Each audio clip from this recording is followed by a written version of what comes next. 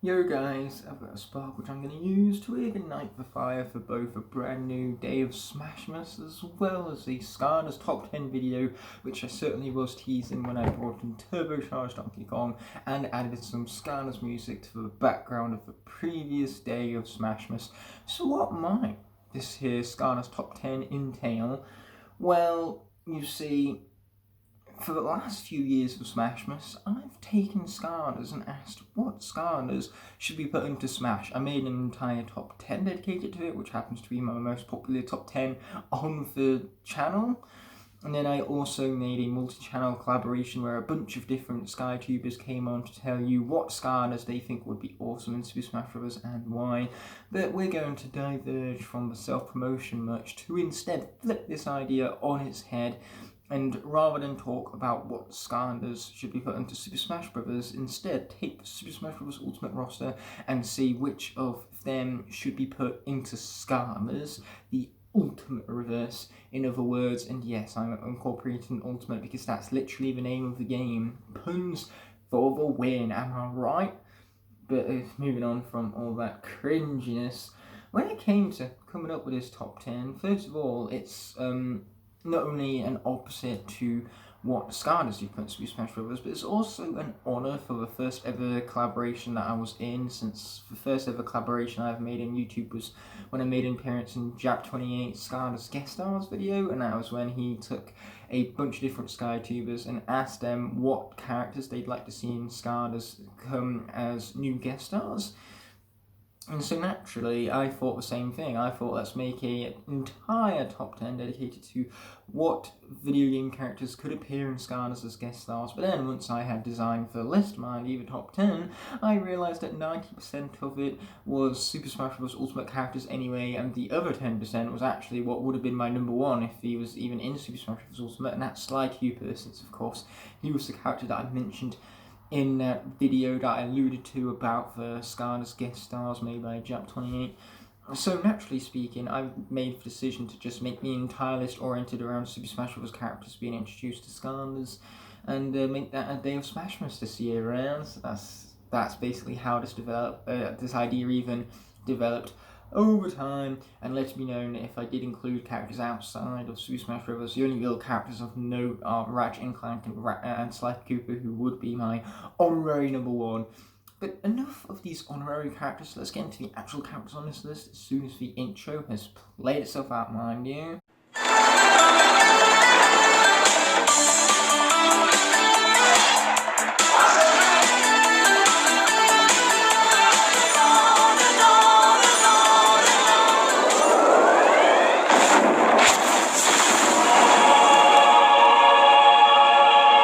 Coming in at number 10, we have Sonic. Now, what would make Sonic an awesome Skylanders character is the fact that, he's got a real cartoon type design to him. The fact that his eyes just kind of bleed into one is just really cool design work, and it creates such an expressive character. So Sonic could definitely have a really great personality as a Skylander.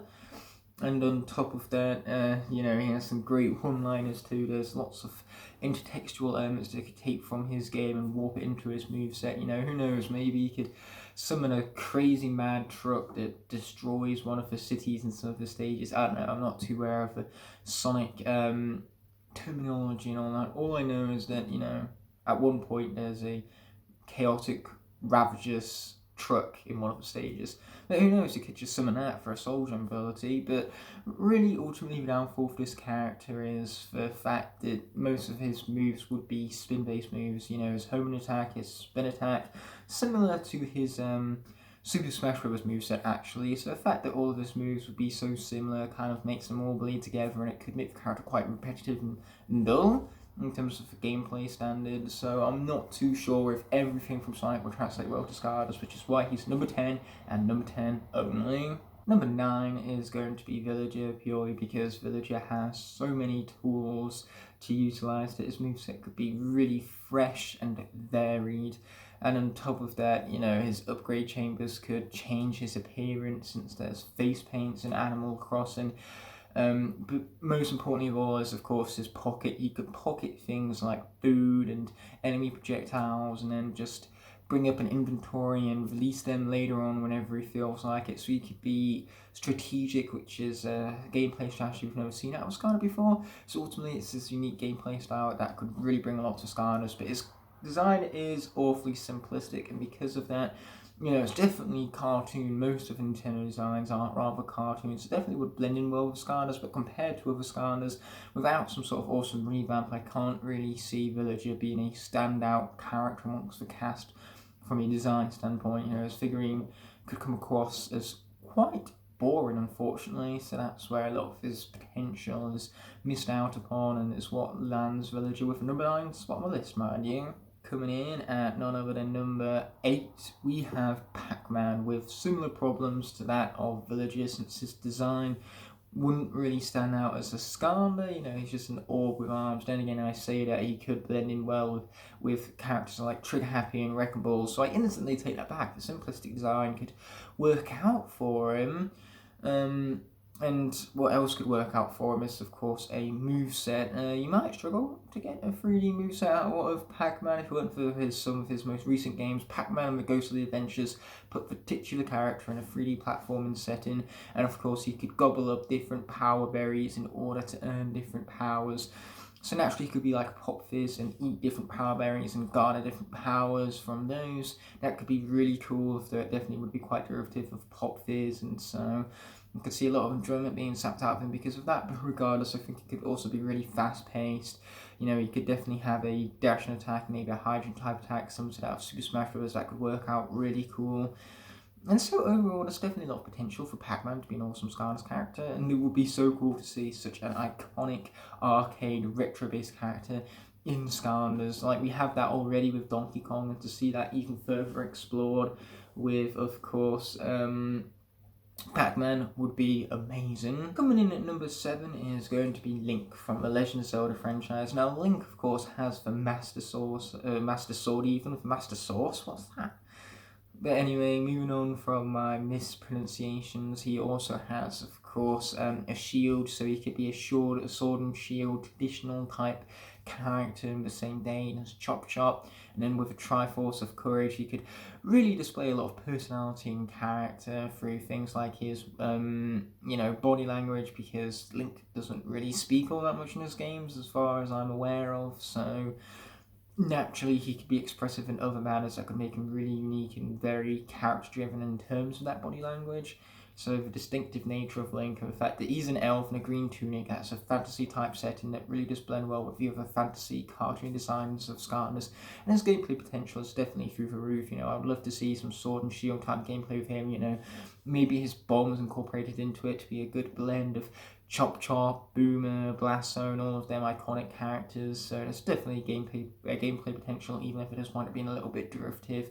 Some of the problems to PacMan here, but overall there's definitely more potential there than PacMan, and his design is more distinctive and could definitely stand out more, especially if they Skylanderify it and give him like more chunks of Skylanders type armor, but it's similar to what he did with Hammerstone Bowser. I would so love to see that, which is why Link is at number 7 on this right here. Now, number 6 is going to be Mega Man. Now, what's so cool about Mega Man is that he has so many projectiles that he could use. Like, seriously, he has his saw blades, he has his leaves, and then he also has, of course, his fire sword, his tornadoes. He has so many tools to take advantage of that he could just have a special attack button where he swaps between the tools, so that then, you know, you have maybe a flame strike attack whilst you're jumping. That can be unique to him, you know, having an entirely different attack whilst he jumps. And then on the ground he can shoot off projectiles that are of course changed by that tertiary attack, as I talked about previously. Maybe he even has an attack that's activated by a certain amount of speed, you know, his spinning move. So the fact that his gameplay style could be very dependent on his movement could add momentum and pace into this character. And above all, he's a robot with a massive gun and a huge chunk of armor. If they ever brought back battle classes for Skylanders, then he'd be the perfect bazooka or quick shot, because who knows, he could give him 2 good arms, because what's better than 1 good arm? 2 good arms. If anything taught us that, it was for Samus misprinted amiibo. But moving on from that, it could just be so cool to see all of these moves in combination with one another, and to see Mega Man as a duked up Scarlet type design, which is why Mega Man gets number 6 on the list right here. Number 5 is going to be Banjo-Kazooie. I would love to see another animal team up similar to that of Zulu and Airstrike, and Banjo-Kazooie could work really well because they certainly have moveset potential. You know, Smash showed us that you could smash Kazooie around. Well, that sounds abusive now that I think about it. Why did we do that in Super Smash Bros. Again? But no, apart from that, you also have Wonder Wing, you know, additional dash attack even. It has worked out so well for Skies from the past. And Banjo and Kazooie have such a great personality and on-screen presence, and they could make for an amazing figurine. Because if Airstrike taught us anything, it's that these types of figurines look incredible, and I'm sure Banjo and Kazooie would be no different. So therefore, with all of those factors combined, you know, give Banjo-Kazooie maybe a sword or some armor maybe, and you have a scarified cartoon design that blends in well with the cast as well as looks cool and distinctive and has some fun gameplay to boot that's fast-paced and enjoyable. That's what I want to see out of Banjo-Kazooie being added to Skylanders. Man, it would be cool, and that's why it's number 5 on the list all the same. Oops, I've accidentally knocked my camera between takes, but with all of that being said, number 4, just shy of top 3 and a medalist. Gotta be none other than Samus, I referenced earlier, with an awesome misprinted amiibo, but she would thrive for the same reasons as Mega Man would. She definitely has gameplay potential with all of her different charge-based abilities. In fact, she could also almost be RPG-like, so you have to choose whether you want to charge up an ability to deal more damage but make yourself vulnerable, or just unleash it right from the get-go. Again, there's been 3D Metroid games set in a third-person perspective, you know, Metroid Other M, for example, I believe the game is. Sure, that wasn't a good game, but we're taking a great character from a bad game and applying them to a good game could work out so well because, man, Samus could have some really fast-paced, fluent, enjoyable gameplay and an amazing figurine because I can't emphasize enough how awesome armored characters with guns are. She'd thrive for the same reasons as Mega Man, but she'd be even more enjoyable than Mega Man because she's a more iconic character, more recognisable, and so adding her to Skylanders would just give it more benefits than what Mega Man would, and that's why she wins out over Mega Man ultimately. Man, I have got to stop knocking this camera between takes, but regardless, numero 3 receiving ourselves a bronze medal is none other than Lucario.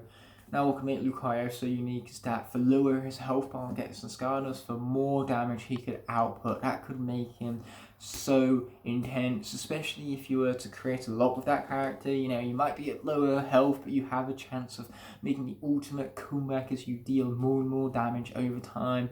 It's incredible, and not to mention as a Pokemon, you could deck him out in armor and give him weaponry like swords, perhaps make him rather fantasy and majestic to fit along with Viva Scarda. So it'd be a perfect revamp for such an iconic and memorable Pokemon type character. You could have amazing and unique gameplay and just an incredible style that makes him so distinctive in comparison to other Skylanders, so broken and so cool to see two different franchises cross over, so we get to see the best of both Pokemon and Skylanders in the making. That's why Lucario has that much potential to have earned the number 3 spot on the list right here. Number 2 on the other hand is going to be Pit, purely because his design has that same amount of potential as any character preceding him, and then some. Man, he has so many fantasy elements warped into his design. He could be posed in so many different ways, like seriously, for amiibo poses, we're just scratching the surface with how many different ways his character could be posed, how cool he could look, how well he'd blend in with the other Skylanders as well as stand out at the same time. You know, he could even have momentum-based attacks similar to that of other characters, you know, maybe a charge and attack, but if he turns around quickly, he can do a forward smash or an up smash, and it would look really cool, you know, if he could lob enemies upwards, similar to that of Nightlight. So he could definitely have some great gameplay combined with a really awesome revamped redesign to really fit in and stand out amongst the Skylanders cast, well, fit in as a character, but stand out distinguishably based on his design is what I'm trying to go as far to say here. So the potential with Pit is unparalleled, and that's why he's an easy number 2 here on the list. But coming in at number 1, without a shadow of doubt, is a character that I so happen to have an amiibo for. An amiibo that I nicknamed number 1 because it's only appropriate since she is getting number 1 on this list, and that is the Inkling. First of all, they have multiple different weapons. They have rollers, blasters, sniper guns, buckets, sloshing machines. the whole Shazam could be swapped out between utilising the tertiary attack, so again that could dose her with variety and a lot of fun, and not in a similar vein to that of Pop Fizz, because as she lays down ink, she could, she could lose her ink whenever she fires off weaponry, and then because her ink is laid on the ground as she's fired off for weaponry, it can either regenerate every time, or she can use a tertiary attack to hide within the ink, and then, have more attacks within the ink, such as surprise attacks and the stat of Tough Luck, perhaps. And then, of course, she refills her ink to utilise her weapons again. So her tool, her kit, could be having such an amazing flow to it, is what I'm trying to go as far to say right here. Her attacks could chain together, she could have such variety and great pace and to go alongside all of that. And man, her design would fit Skylanders so well, because she is a squid and a kid all at the same time. She transforms between forms as well as swaps weapons. It's like a culmination of everything that has ever made every epic Skylander ever epic. How can I be describing to you anything other than pure and utter awesomeness with this character? Inkling, by far the greatest Super Smash Bros. Ultimate representative that would work in Skylanders as an epic guest star. But clearly enough, this has been said and done. I have leveled up this amiibo to level 50 and gave her some spirits along the way, so it's about time we checked out Super Smash Bros. Ultimate to see just how broken she is. And without further ado, let's check out this replay involving that #1 amiibo that I just showcased, and let it be known that since this is a 12 Days of Smashmas video, that is why the watermark and the bottom right has been so different to that of previous top 10 videos, because instead we have the Smashmas icon to enjoy. Regardless, here we are on the Splatoon stage, Mirror Towers. I start off by trying to spray with my splatter shot, but #1 parries in and down smashes me and up airs me straight into a 85%, casually speaking. Of course, there go to try with the rank. I tried to get them with the bomb, and despite all of the splatter shot ink I just put on them, they took 2.5%. I air dodge past their upper aerial attacks, and then they roll me. I can't mash out to save my life, so the down smash winds up killing me. So I'm down an entire stock with #1 only having taken 12 damage to actually get a forward aerial into a dash attack almost. Either way, I narrowly avoid into a down tilt right now. I go for a down air, but I get hit off stage. Then I get a dash attack in, that one I was aiming for behind apparently. Then we get a down air, doesn't quite spike. Then a ledge attack on me. I roll over for #1 amiibo, but unfortunately, he mashed out of it too quickly and up smashed me. Okay, I grab him and throw him off stage. I go for the punish, but then they up aerial me. I go for just some neutral tilts, then I swing them a bit off the ledge, throw my bomb right down to them and miss completely. I meant to up smash there, but I accidentally pressed the B button, so misinput is what led me to taking a up air to the face and losing that stock. I shield down smash. I need to down smash myself into an up smash. I was hoping to take at least one stock at this point, but it appears that #1 is too much of a #1 amiibo to be beaten by the likes of me, who's not #1 apparently. Either way, if the amiibo goes for an up smash, I avoid it. I avoid for forward smash also. Go for some up airs with myself, but I recover from the stage. Then a neutral air comes in, hit me in the face. I go for a forward smash but miss, and of course #1 charges up his ink. I forward aerial, I go for a down aerial, miss and get hit for recovering #1. And #1 comes in with the back aerial and finishes me off with the up airs. Yeah, as I said before, this amiibo is highly destructive and very hard to beat, and I think this here free stock proves all of that. And yes, as you can tell, the amiibo is decked out in its Christmas attire. After all, it's got a face mask, it's appropriate for the times, and it's got green ink everywhere, which is a traditional Christmas colour if I ever did see one.